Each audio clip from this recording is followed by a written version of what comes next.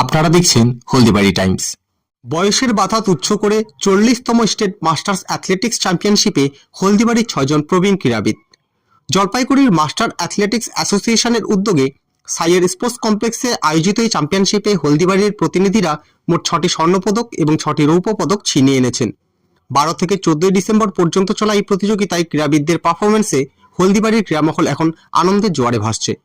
সাফল্যের শীর্ষে রয়েছেন 40 পুরুষ বিভাগে অংশগ্রহণকারী হেমকুমারী গ্রাম পঞ্চায়েতের খেলোয়াড় ও পেশায় পুলিশ কর্মী বিশ্বনাথ দেব অধিকারী। তিনি একাই লং জাম্প, হার্ডেলস এবং ট্রিপল জাম্প ইভেন্টে প্রথম স্থান দখল করে 3টি স্বর্ণপদক জিতেছেন। 50 মহিলাদের বিভাগে উজ্জ্বল হয়েছেন হলদিবাড়ির আশাকর্মী নমিতা রায়। শটপুট এবং জ্যাভলিন থ্রো এই দুটি ইভেন্টেই তিনি প্রথম স্থান অর্জন করে জোড়া সোনা নিশ্চিত করেছেন।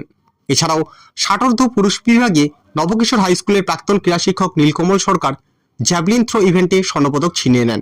60 পুরুষ বিভাগে হলদিবাড়ি হাই স্কুলের প্রাক্তন ক্রীড়া শিক্ষক চিন্ময় কুমার রায় 400 মিটার ও 800 মিটার দৌড়ে দ্বিতীয় স্থান অধিকার করে 2টি রৌপ্য পদক জয় করেন।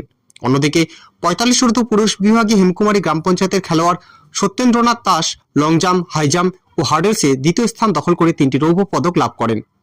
45 মহিলাদের বিভাগে পেশা স্বাস্থ্যকর্মী এবং হেমকুমারী গ্রাম পঞ্চায়েতের খেলোয়াড় অঞ্জলি দাস রায় লং জাম্প ইভেন্টে দ্বিতীয় স্থান অধিকার করে একটি রৌপ্য পদক অর্জন করেছেন।